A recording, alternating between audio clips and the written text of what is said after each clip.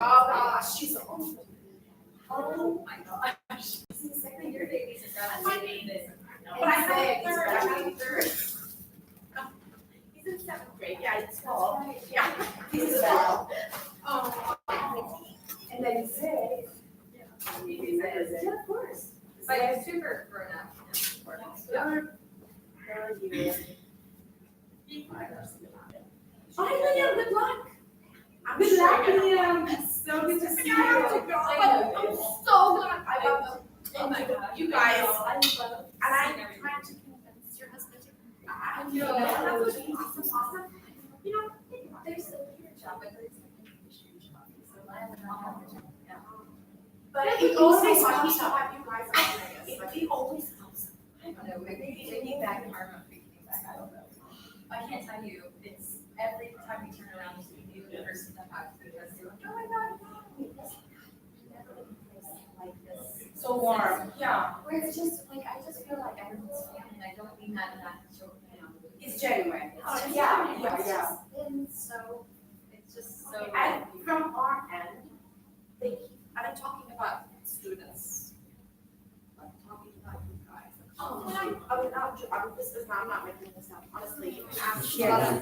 They It's so sweet. They do, not just this, they appreciate the time that they had, you know. We were so good at you guys, So like serious. serious. So, just, we'll see, stick them out somewhere. I'm sure, It's if nothing close, else, like, right? yeah, we will always somehow keep coming back. This is our kids. Yeah, how lucky. Family for I know. Absolutely. We're Last like year, chicks. we got Brenda and Vicky with us, you know, and Yeah. so we just kind of keep it together. So if nothing else, Facebook, but still, like, at least the kids I know.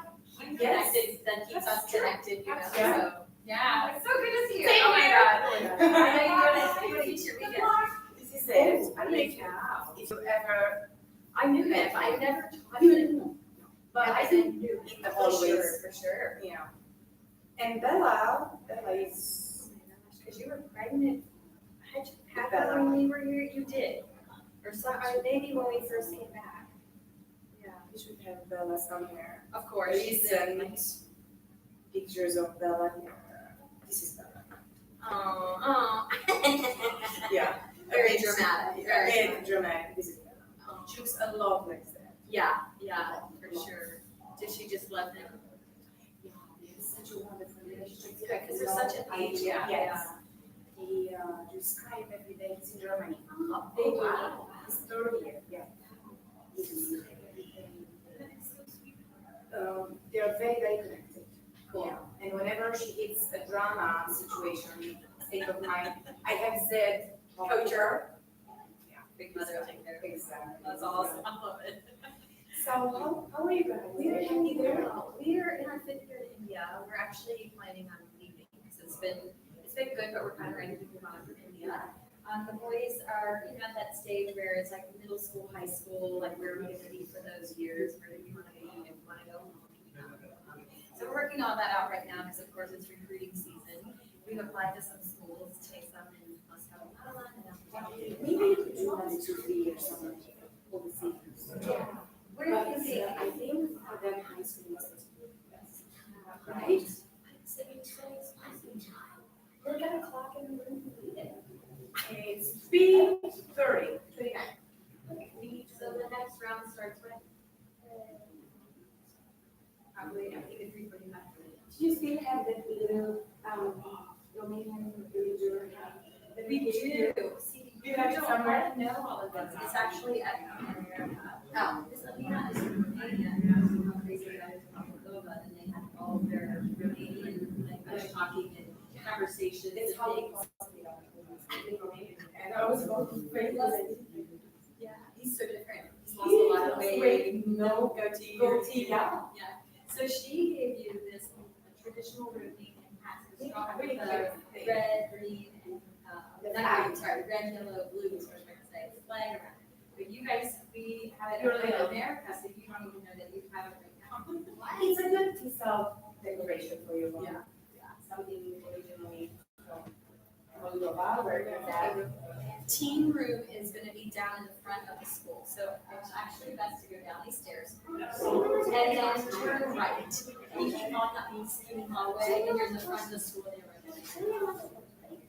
Yes, in fact, what we need to do is go get our son to take it to the tea room. So we need to go down to the library.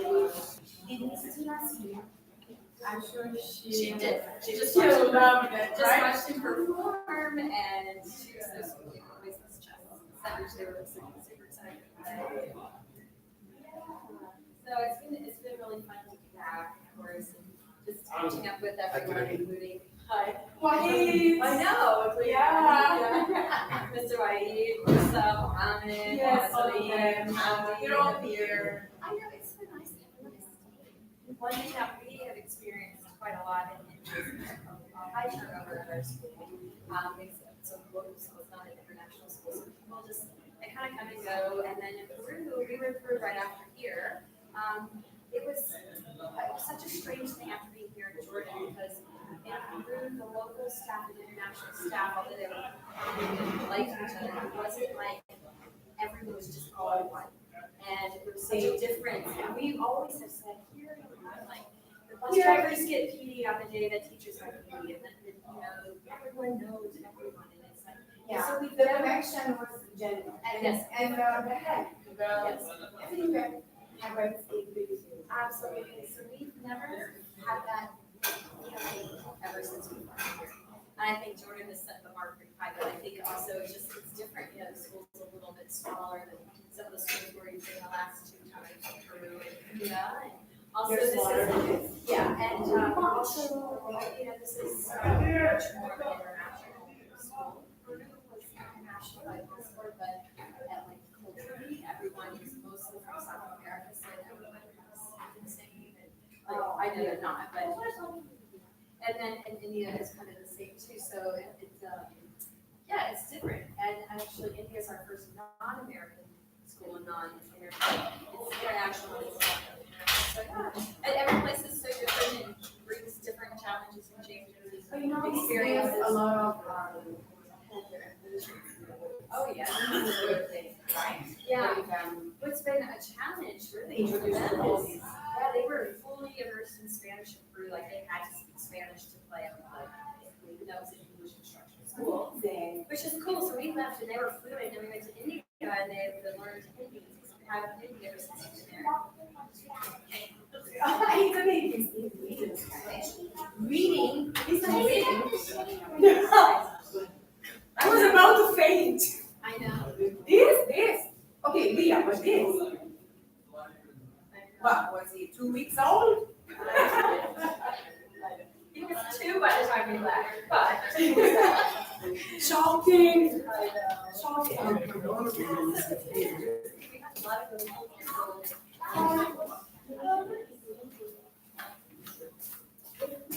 For these 2 years, our kids asked us, they've asked us if we come back. Well, it would be so easy to come back, but we know it's a different school. We are somewhat different people, even though we're not, like we've had a lot of experiences since we left. Yeah. We could just start a life again here fast because we know where things are, and having to culturally adjust.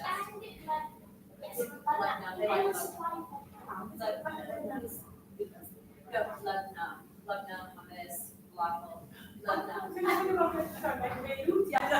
I know, not labna. Feliz Labane en la de tus árboles. Yes. Ojalá. Yeah.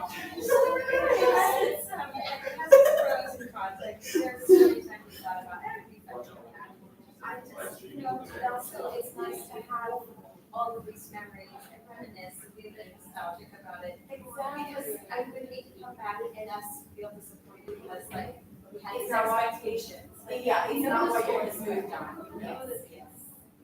But how do you do it? You go down these little steps and go in there to the library, but then you go down the steps. Yeah, I need to go. Oh, yeah. The whole Same. baby for Can me. I give you a hug, please? Oh, take care of yourselves, and hopefully I'll see you very soon again. Yeah, that'd be nice. For sure. Fingers crossed.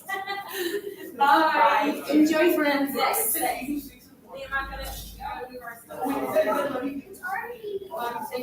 walking on the stage. We're supposed to open.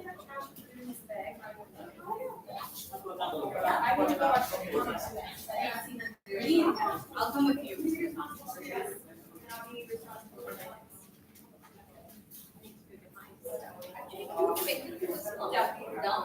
Duets, yeah.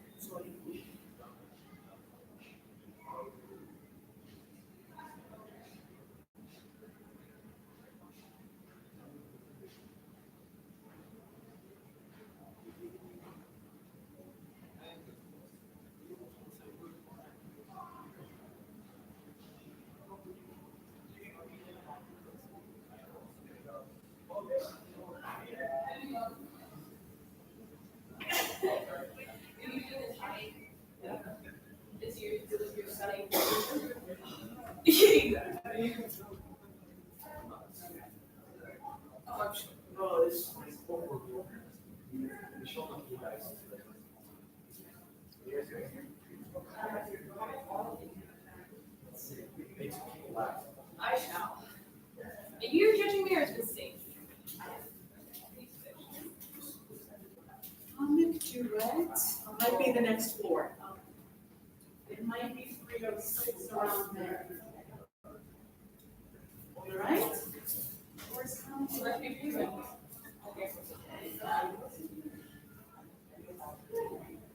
Upstairs duet 97 different.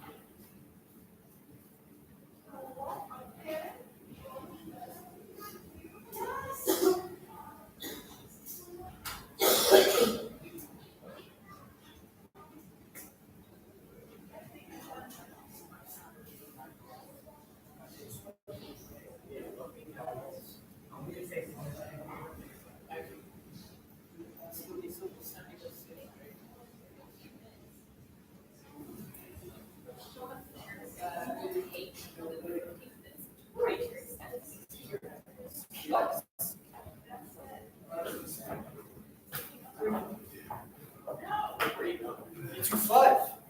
No, Nick, that's where you tall. I think in here. Oh,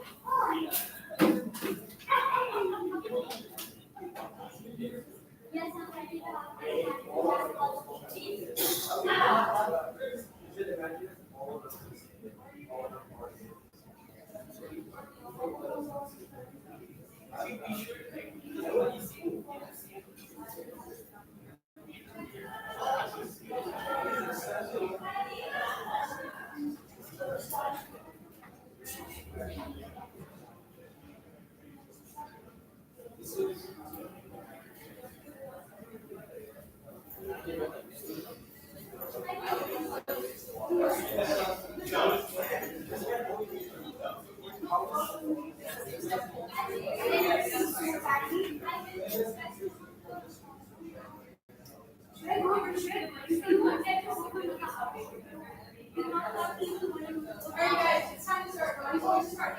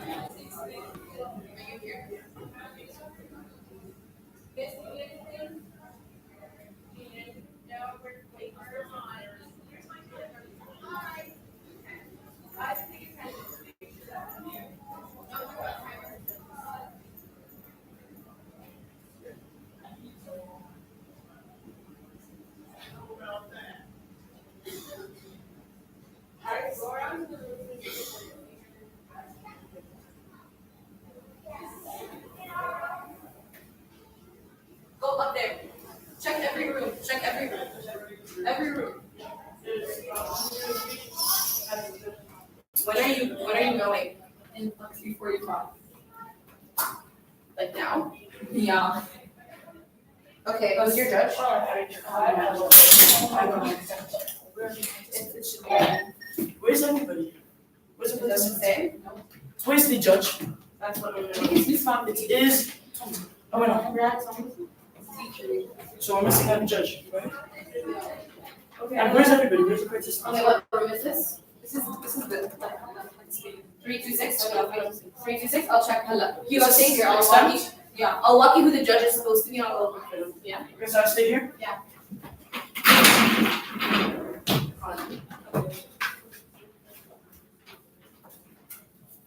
We need to find out who the judge is now. I need It's for number 326, over and up.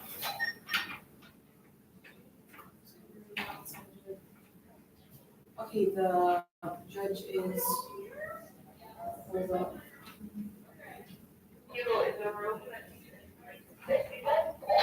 Yes. 326. Are you okay? Are you okay? It's just on Steve, I was right. The judge we have just confirmed is Ms. Franklin, over and up. And then we go into channel 2 to talk to Mr. Ron, over and up.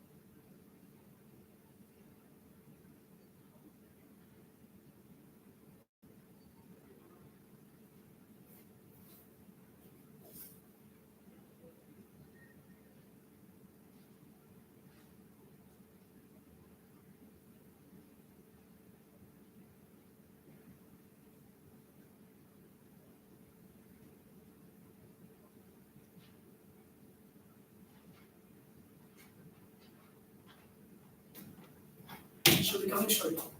Please sit down. Thank you.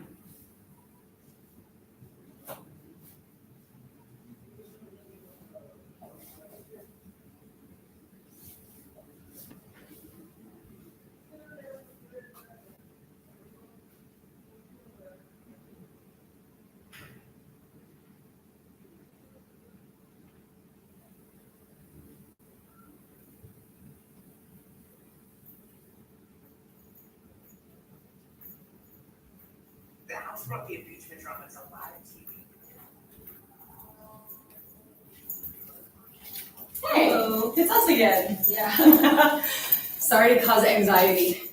I was like, you know what? They're not even gonna start coming in for their half an hour. I'm gonna go wander around a little bit.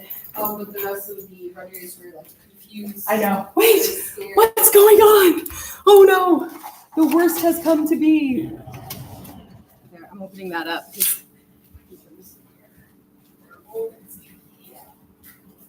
you have classes in any of these?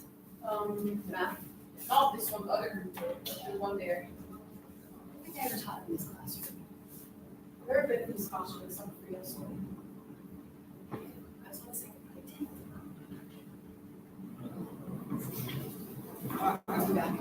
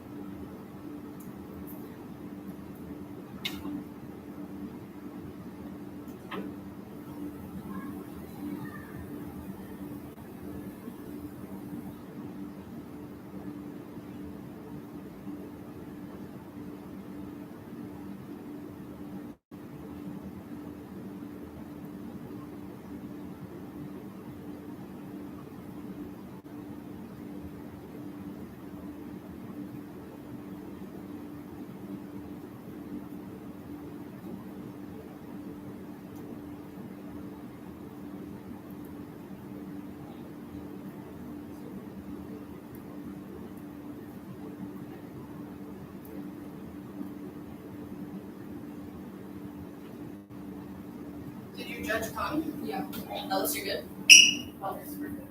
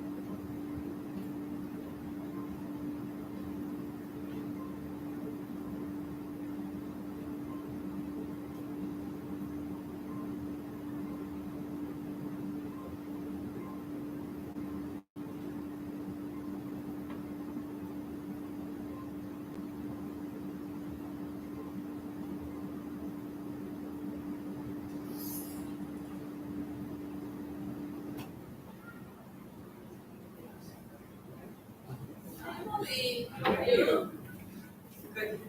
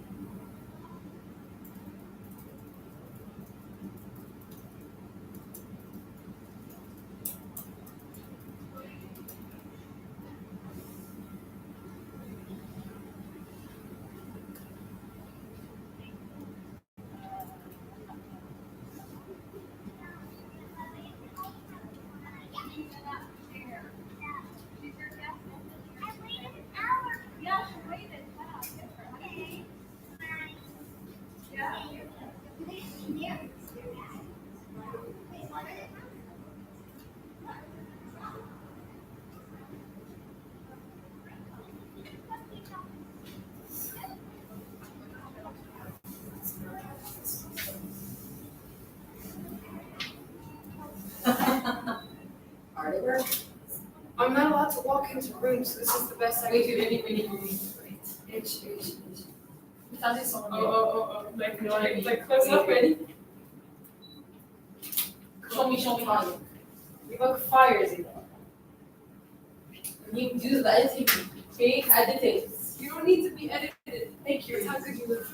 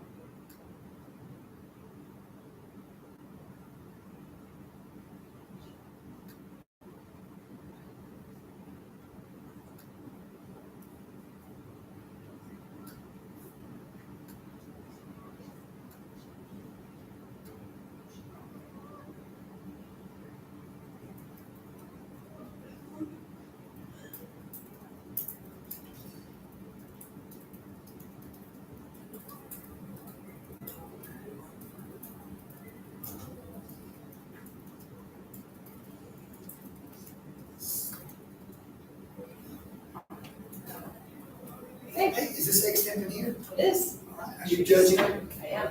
You know, I gotta say, 5 or 2 minutes. I like that I'm judged but 4 times this time. I was telling Was that Ross. all? Yeah, I looked at the judging list, I'm like, no, I'm only judging because of while you've earned it. I'm like, I don't care. I'm judging. Actually, you know what? I get to actually watch the first time in years. Oh, nice of us. It is nice. I know one time when we hosted it here, we worked really hard to try to keep the judges, the coaches from judging, to keep the members down, so they Same. could go watch their kids. Right. But it's hard, it depends on how many people sign up and how many other judges you can get trained and how many times they. You guys have a ton this year. This is great. I mean, there's like, what, 20, probably 15 or so lay judges you guys have. They asked me if I would coordinate it, I was like, no way, I will be a I thought you consultant. Middle school is, that's my life, I'm up there on the fourth floor now. What are you teaching? English in middle school? Seventh grade language arts, and then I'm in charge of the advisory program. And For all middle school or for all just middle grade school? 7? For all middle school, and then the student council. You guys have like a special pull-out hour once a We week have for 40 minutes a day, 40 minutes a day. That's a full 40 blown. minutes, 4 That's days. like planning a whole other class. Yeah, for 3 different grade levels, so it's a lot. Tell me what I think right now. But are you also teaching like 4 or 5 classes? I'm teaching 4 classes. You guys have blocks of 4 Yeah. blocks still. Yeah, so I'm given 1 prep period for advisory minutes. Yeah. But with that's enough. I don't need anything else to do. So I told him I would consult on the coordinating of this district. Yeah. And it's been fun to judge, but I didn't do any of the training. I didn't do any of the scheduling. I just helped Julie. Leslie actually was the one that did all the little spreadsheets or whatever. So they pulled a few of us in. Nice. This is weird. This is my first room in year 1. I taught. Is this where you taught? For year 1. I was in this room 2 different years, but And then you went over there, right? yeah, I was in 302 for the last 3 years. But I was here year 1. I was grade 6, 7, and 8. Oh. Yeah, when Shakti was here and Godi and who else was in school? Julie wasn't she? Julie was, and so was what was Godi? Not Godi. What was Shakti's wife's name? Kate Notter. Kate. Yeah. Kate was teaching language Yeah, that arts. was the year that Liam was born, because I subbed for Kate and then for Tiffany. No, Maybe it was the year before. no, that was 05, 06, and yeah, When did you guys come? we came in 05, 06 was the first year. 506 or 607? Wait, 2, 3, 3, 4, 4, 5. We were 3 years in Kuwait in 2005. 2003, 2004. Were you here the year I got married or after? It was after. That's what I thought. We got married in March of 2006, so I think you came fall of 2006. God, I guess it was. It all blurs together, doesn't it? I was talking to Halima Suleiman yesterday. I'm like, yeah, you know the careers. And she was like, no. I was like, oh, yeah, I say left in like 2008. And I'm like, no. We left in 12. Yeah. 11, 12 was our Last last night, year. as I was continuing, I'm like, actually, I don't think they left until 12, because I think they left the year after. So, Yeah, I remember Liam and Karis were little, or not Liam, but Warren and Karis were little Yeah. babies together. Where does time go? I know, they grow up fast, don't they? And we get great faster. I know. No, I just, this year I was talking with Tiffany, I said, I can't believe I'm 50. I said, when I was 15, Is I that this thought, year? yeah, I Yeah. turned 50 last December, and I said, when I was 15, I thought, God, 30 is gonna be like ancient. And then Right. when I was here, I was like late 30s, early 40s, and we left, I was 44, 43, and went to Peru for 3 years. And then the last 4, and then my mind is just, It goes like that, yeah. yes, it does. My husband turned 60 this year. But he says he still looked nice and young, so that was mustache and all. Yeah. Pretty soon, I think I was. Remind me his name again. Jim. Jim. Yeah, that's really fine. You guys are gonna be here for ever. Yeah. They were Oregon, we were back in teacher. Okay. Well, I've seen students now, Laura Farage and, Yeah. oh, what's her name? I taught her, she's a couple years later. Did you teach, you didn't teach Nadine Zane? Nadine Zane, Or Nadine Chapwan? no. Okay. There's another student here. She recognized me, I taught her.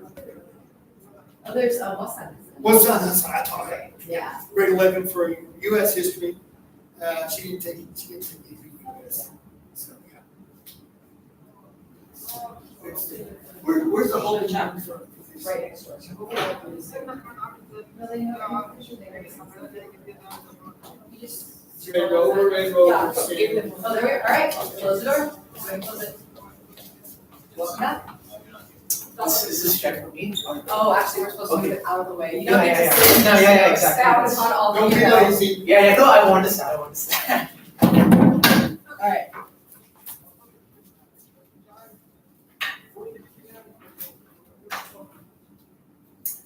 The question before us today is the tension between Iran and Saudi Arabia the underlying cause of the current instability in the Middle East? And my simple answer to this today will be no. Because to simplify the problems plagued by Middle Eastern countries to simply the tensions between Iran and Saudi Arabia would be extremely deceptive and dangerous. Because in fact the problems are much more complex than simply that. And that's for three reasons.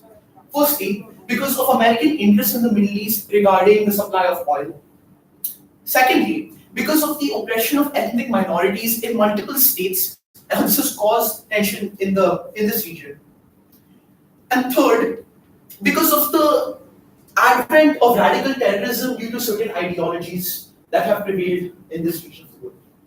But today, standing in front of you here, Judge, this speaker sees the potential in the Middle East for reform, for liberalism, for peace and prosperity by being in a country such as Jordan, in a city such as Amman.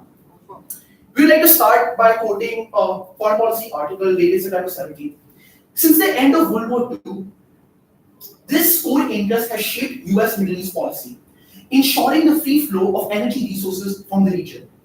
Oil is the reason why the United States is in the Middle East at all. According to another article by the Washington Post dated October 25th, Defense Secretary Mark Esper said Friday that the United States would leave forces in Syria to protect oil fields and signaled an increasing US focus on Syrian energy assets. Ever since the end of World War II and the expanding influence of the United States across its borders, retreating from its isolationism, America has seen it important to protect oil reserves in the Middle East, key to it and the survival of the West. This is a major reason why conflict still prevails in the Middle East, and thus, going back to the topic today, is not simply due to the tensions between Iran and Saudi Arabia. For our second point, according to the according to an Economist article dated October 10th, on October 9th, the Turkish armed forces began bombing parts of northeast Syria controlled by Kurdish-led militia. The Kurds, an ethnic minority in Turkey, Syria, and other regions, have long faced suppression, nothing to do with Iran and Saudi Arabia, of course. According to another article dated October 31st, according to foreign policy, Turkey's invasion of Kurdish-held areas of Syria is horrific, and the decisions that led to it shameful. But it also represents a larger problem. The global system is built around sovereign states, and this is an enormous problem for groups that define themselves or are defined by others as distinct from the country within whose borders they happen to reside. This has been the story for many ethnic minorities in the Middle East, as we've seen in recent years, most recently with the Kurds following the US withdrawal from Syria, but also with the Yazidis and others. This is another major reason why the problems facing the Middle East cannot simply be attributed to Iran and Saudi Arabia, but rather a multitude of problems related to the ethnic minorities that reside overlapping boundaries of countries. And for my third point, according to a Washington Post article dated October 28th, despite the Baghdadi raid, some analysts question US ability to prevent ISIS resurgence. ISIS, the Islamic State of Iraq and Syria, a major terrorist group that has operated in the Middle East, in Syria, in Iraq for 7 years, has nothing to do with Iran and Saudi Arabia yet again. It is simply an example of terrorism, radicalism, and powerful ideologies holding the mind of young jihadists who seek to fight jihad, the holy war. According to another article by The Economist, dated November 2nd, as its so-called caliphate expanded across Syria and Iraq, Islamic State promised its followers an apocalyptic battle to come. This shows us that the problems facing the Middle East are, yet again, not simply tensions between Iran and Saudi Arabia, but something more. Radicalism and ideology that's deep-rooted in the hearts and minds of people. And the growth of ISIS from merely a few fighters, jihadists from around the Middle East to a massive group, and now again brought to its knees, shows us how it would be extremely foolish and deceptive to think that the problems in the Middle East can simply be attributed to a few key countries such as Iran and Saudi Arabia, although they may be major powers. As a counter argument, some critics would say that the recent attacks on Saudi oil fields by Iranians in a current proxy war happening in Yemen may show us how the rest of the region is caught up between these two major powers. Yet, as shown through the multiple examples given by this speaker, it's simply not the case. Yemen is a single region in the Middle East, however, in Syria with ISIS and the Kurds, and generally across the Middle East with the interests of America and protection of oil, there is simply not enough evidence to lead us to believe that Iran and Saudi Arabia are the two hostile actors that are causing tensions in this region. Thus, to conclude, as the speaker said at the beginning of his speech, there is still hope for the Middle East. These structural problems, deeply rooted, may still be reformed. And Jordan, Amman, it's a testament to what can be achieved in the Middle East, given enough time, peace, prosperity, and the embrace of liberal values. Thank you.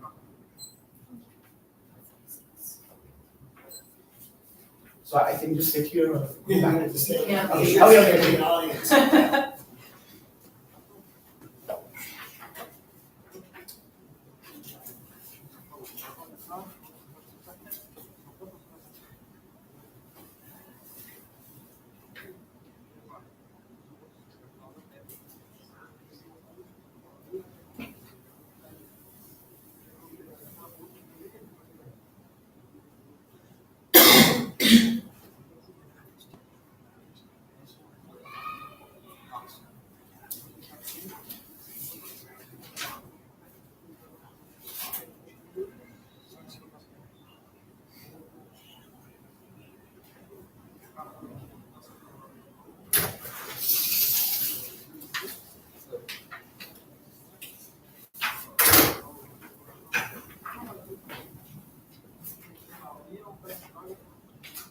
In the 2008 financial crisis, in America, there was only one man who seamlessly profited from a worldwide crisis that crippled the US economy. He was known as the Big Short, a man profiting out of crisis, a wise man, or also known as the cunning fox. Now in the Middle East, in the battle of proxies and nations, there is seemingly only one winner, and that is Russia. Russia is profiting from the Syrian crisis like no other, pushing countries to broker deals, and hence Russia has seamlessly emerged as the most influential country in the Middle East. Firstly, we can see this when Russia has managed to drive a wedge between US and its strongest NATO ally in the Middle East, Turkey. A 24th September Economist article quotes, "In less than 3 weeks, Russia has helped Mr. Assad retake much of the northeast Syria, played peacemaker, and deepened the wedge between Turkey and its NATO ally, the US. Mr. Putin has proved adept at taking advantage of American mistakes for years, as America has wavered over Syria, but Mr. Putin, by contrast, has steadfastly backed Mr. Assad. Russia, as a result, has emerged as the chief arbiter in Syria and a major power broker in the region. US's mistakes has been noted by Russia, and they have risen and they have managed to drive a clear wedge between between US and its NATO ally Turkey. And Russia has gotten what it's wanted. Russia is like a king basking in decadence as he watches gladiators fight and then picks out the winner and enjoys the show and gets exactly what he wants. Because Russia has managed to take a large chunk of land in northeast Syria. A 22nd October foreign policy article quotes, Putin and Turkish President Erdogan agreed to a deal that would force the People's Protection Units to retreat roughly 20 miles from a 260-mile stretch of the border. The same article quotes, ironically, Russians have appeared to have pushed for and gotten the elements of the security mechanisms that once US had pushed with Turkey. And now we're seeing this as a constant trend. US makes a mistake and Russia steps up and takes control, takes power. As one superpower falls, another superpower emerges and rises and single-handedly becomes the most influential country in the region because unlike the United States, who seemingly backed out, Russia is now enjoying its time in Syria. Russia is enjoying the benefits that of the shattered relationship between Turkey and US, and Russia is enjoying the benefits of the shattered military groups and their ability to carve out land in the Middle East. And this is only done if a country has major influence in the region. And Mr. Putin is like the big shot. He's the cunning man, and he is that wise fox. Exactly, who is able to profit from a time of crisis where every country battles it out and fails miserably. Russia is managing to step up and take control, take power, and influence everyone. And as US left, Russia stepped in and took more territory and stole the last few allies that the US had in the region. A 30th October foreign policy article states, when the Russian flag appears, combat stops. Neither Turks nor Kurds want to harm us, thanks to our work, a Russian foreign minister quoted. And we see this, Russia gloating and boasting about its presence in the Middle East. And this is seen clearly as both the Turkish forces and the Kurdish forces are now scared of Russia. Turkey has decided to come up and ally with Russia because and the Kurds have lost completely and they have no room or no scope left entirely. As the US is collapsing, as the US's power is collapsing, we can no longer strategically say that the US is the most influential in the Middle East because none of the facts prove to that. But the facts prove that Russia has power, Russia has influence. When combat stops because of the Russian flag, that means that they have power. That means they have control in the region. They're able to step up, take what's theirs, take the land that they want, take the have good relations with everyone, with most of the people in the relation. They managed to have good relations with Mr. Assad, with the Syrian leader, and Turkey, and all without another superpower present. And what does that show us? It shows us power, and with power comes influence. And with that, we can safely say that Russia is the most influential country in the region because we have seen the fact that with more land, with Russia managing to drive a wedge between two very strong allies and their ability to take what was once a project with Turkey and US, and they have now taken it under their direct control. And now when we see the Russian flag appear, combat stops. If that's not influence, I don't know what is. Thank you.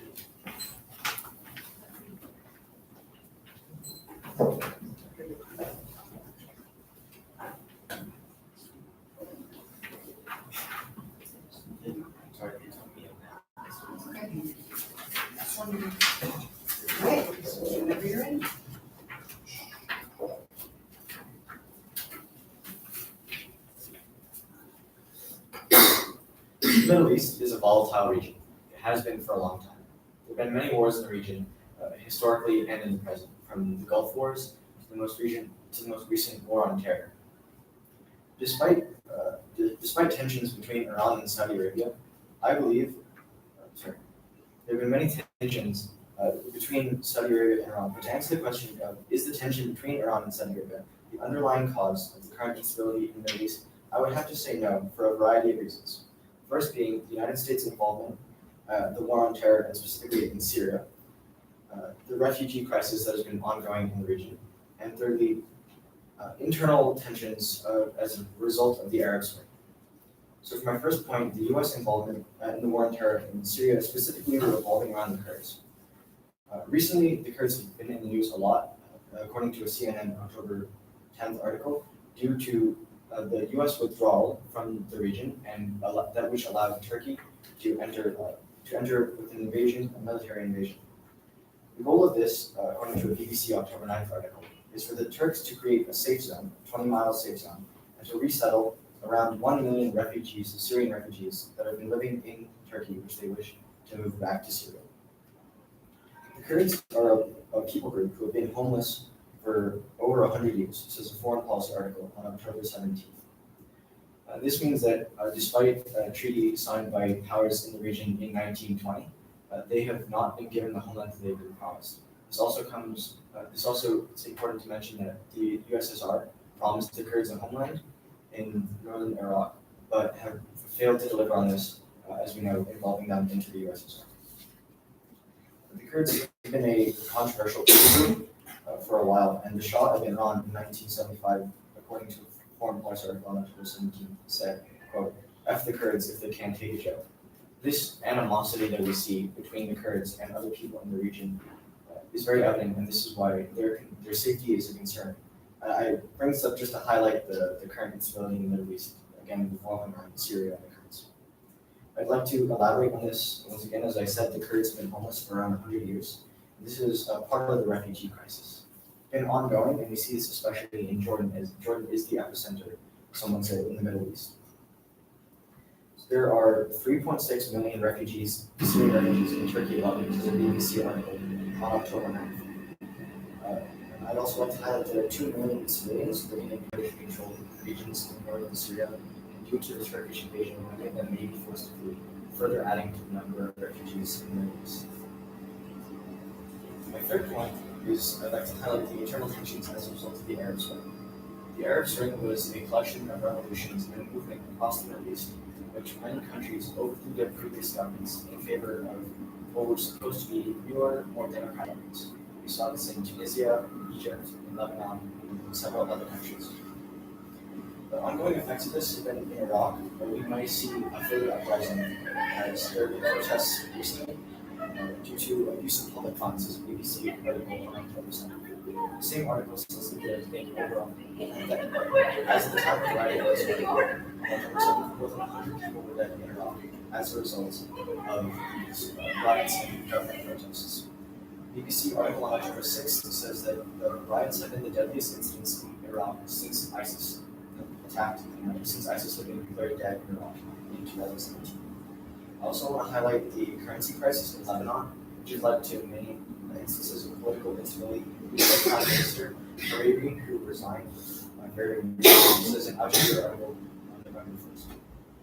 Because of Hariri resigning, this allows political parties such as Hezbollah to potentially gain more power in the government. Some people see Hezbollah as a terrorist organization, and this is why having them involved more in the government could be potentially very dangerous. Going back to their economic struggles causing internal tensions, so essentially since 1997, the Lebanese pound has been pegged at 1,500 to $1 US. We see this has been inflated, says The Economist on October 5th. We see the black market where it's $1 for 1,600 or even 1,750 Lebanese pounds.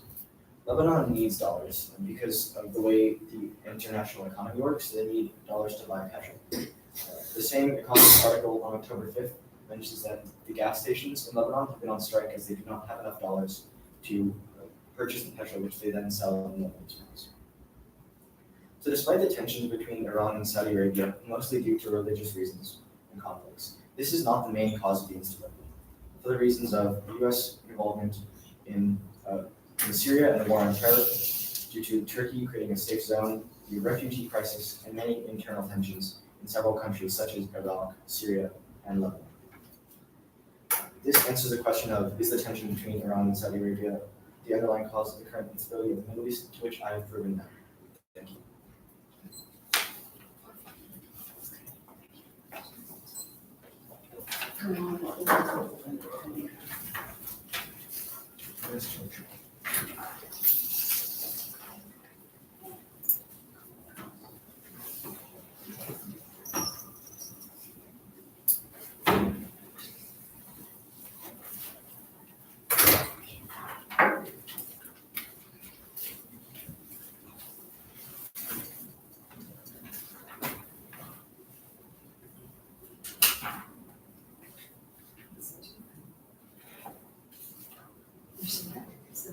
Yes, okay.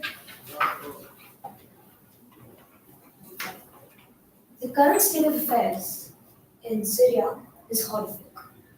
Many Syrians and Kurdish people are suffering due to the actions of Turkey. After the US troops retreated from the border, Turkey has now gained almost full control of the disputed land. However, there is another country that has come in with power, and that country is Russia. I believe that Russia is the most influential country in the Middle East. That is because one, Russia's agreement and cooperation with Turkey. Two, Russia's control over the Syrian army. And three, Russia being the sole country in power outside the Middle East without consequence. Now my first point.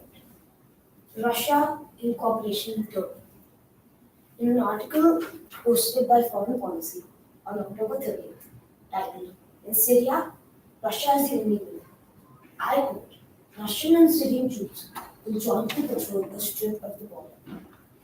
And in an article, and another quote from this article, Russia's resurgence in the region comes in the form of trades, natural gas pipelines, and construction of 4 nuclear plants in Turkey. Now, these two quotes help to prove that currently Russia and Turkey are in cooperation. The first quote shows that Russia and Turkey are taking control of borders, which is a big part of the Middle East. The sovereignty of nations is a big factor to take into consideration. And number two, Russia is gaining a lot with being in support, with having the support of Turkey. Number one, trades. Trades, Turkey is important because Turkey is a powerful nation in the Middle East, and having their support and alliance helps Russia come out of any problems that it may come into. Number two, natural gas. Natural gas is a very valuable resource in the Middle East, and Turkey seems to have a surplus amount. So, having a good cooperation with Turkey and then transporting natural gas is very important to support Russia in the development of weapons and forces. And number three, the construction of 4 nuclear power plants in the country. The nuclear power plants are really powerful, and having them outside your country helps to build your forces and helps the army overall. Number two, Russians' control of the Syrian army. In an article posted by the Washington Post on 15th of October, Russia between Turkey and Syria, this article states that the Syrian army's fifth corps is controlled by Russia. This is very important because the Syrian army is strong and will fight back against it. However, based on a previous agreement, Russia is in control of the fifth corps, and this is important as it helps to build an alliance not only with Turkey but also with Syria, also making them a sort of arbiter in the region. And number four, Russia being the sole country in power outside the Middle East. In an article posted by The Economist on the 24th of October titled Turkey, Russia, carve up Syria. And the quote from this article states, Russia as a result has emerged as the chief arbiter in Syria and a major power broker in the region. This quote goes to prove that Russia as a country is and their activity in the region is helping major countries in the region break up problems and is acting like a justice provider in the region. And secondly, in an article posted by Foreign Policy on the 31st of October titled Girls Are the Latest Victim, I quote, Russian elites attempt to win unfettered soft power in the region, access to trade, and notably the ability to infringe on other countries' sovereignty without consequences. Due to Russia being an outside country, instead of being in the Middle East, it can infringe on certain countries and their sovereignty without consequences or without implications or acts of war, unlike countries such as Turkey, Iran, Iraq, which are in the region. So, in conclusion, I would like to state that due to the alliance of Turkey with Russia, Russia's control over the Syrian army, and Russia being the sole country in power outside the Middle East, I believe that Russia is certainly and currently the most influential country in the region. Thank you.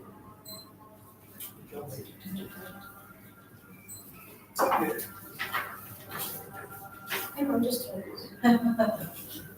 okay.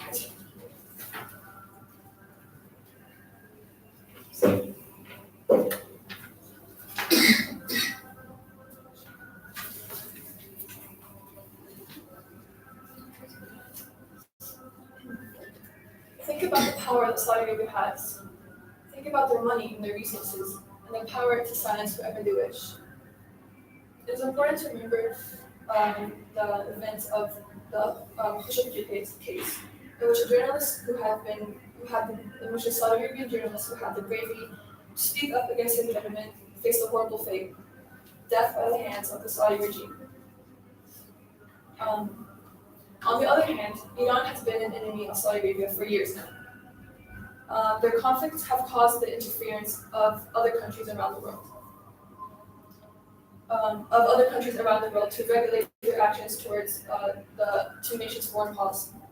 However, there are many other pressing issues in the Middle East has been facing that go farther than just Iran and Saudi Arabia. This all leads to the question, is the tension between Iran and Saudi Arabia the underlying cause of current instability in the Middle East?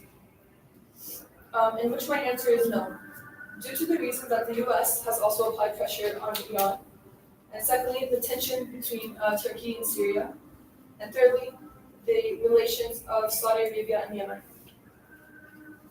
First, the US's pressure on Iran. In a foreign policy article published on October 25th, it stated that the US, or specifically the Trump campaign, have applied maximum pressure on Iran, and has forced international banks to end all of their businesses with Iran. A poll from the same foreign policy article showed that America's effort to decrease international support for Iran, and how that effort has resulted in cracking down on a network of Iranian Shia militias, which have been suspected to be terrorist organizations, but have not been proved to be terrorist organizations. The poll also states that 92% of Americans support the development of ballistic missiles on Iran. This shows that Iran's tension with nations go farther than only just Saudi Arabia. Secondly, the tensions between Turkey and Syria. The current instability in the Middle East isn't only due to Iran and Saudi Arabia. Currently, the Kurdish people of Syria are facing risks of ethnic cleansing. In a Washington Post article published on October 19th, it stated that the Turkish attacks on the Kurds in Syria has led to the possibility of the rebirth of ISIS. Now, it's important to remember the times that ISIS have emerged and shown their power. They first emerged in the Iraqi war, in which they were able to thrive to the vulnerability of Iraq. They were also able to emerge in Syria at the beginning of the Syrian civil war, which was also another time in which Syria was very vulnerable. The Washington Post article also discussed how the Kurdish Workers' Party have engaged in an insurgency against the Turkish government for over 10 years now. And they have attempted to form Arab militias to fight against the Turkish government. However, this has led to the fear that if a militia were to form, an uproar of terrorist attacks is to occur, especially considering recent events in which Trump has decreased the number of American troops in Syria, leading to a higher risk of attacks from the Turkish military on the Kurdish people in Syria that could lead worse than attacks that have already happened. Thirdly, the relationship of Saudi Arabia and Yemen. In an article published by BBC on September 20th, it discussed how Saudi Arabia claims to have evidence of Iranian missiles and drone attacks on two of Saudi Arabia's oil facilities. Now, keep in mind, Saudi Arabia has been bombing Yemen for years now, meaning that it is no shock to surrounding nations that Yemen has retaliated. However, the retaliation has been in the form of a terrorist attack. The attack resulted in the increase of American sanctions against Yemen, which were ordered by President Trump, and the emergence of a possible Yemeni terrorist organization. In conclusion, the question was, is the tension between Iran and Saudi Arabia the underlying cause of current instability in the Middle East? in which my answer was no, due to the clear reasons that the instability in the Middle East go farther than issues of only Saudi Arabia and Iran, such as the relationship between Turkey and Syria, the US and Iran, and Saudi Arabia. You have a short break before you're up for next week? Yeah, next week we have 5 minute round, my kids are asking the hour. Yeah.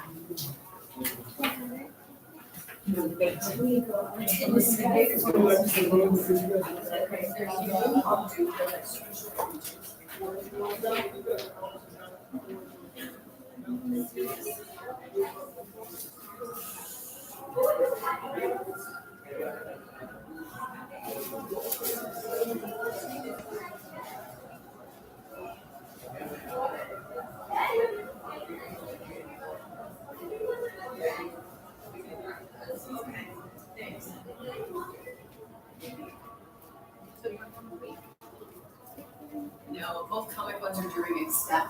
So you'll be able to do the next comic one next time.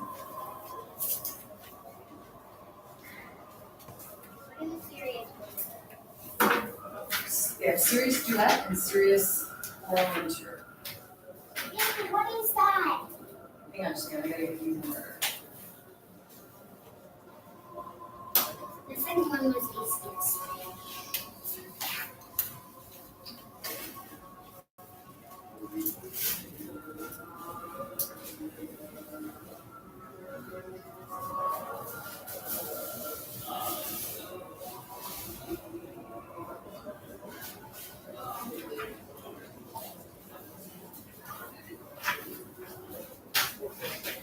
Okay, I'm gonna go to the paper and then I need to fill out forms. So, you're asking what the serious ones are? The 4 events right now are debate, impromptu, serious oral interview, and serious duet. Serious oral interview is gonna be exactly like what you just saw, the pieces they read are gonna be sad or intense. Kind of a, less. Impromptu, I think,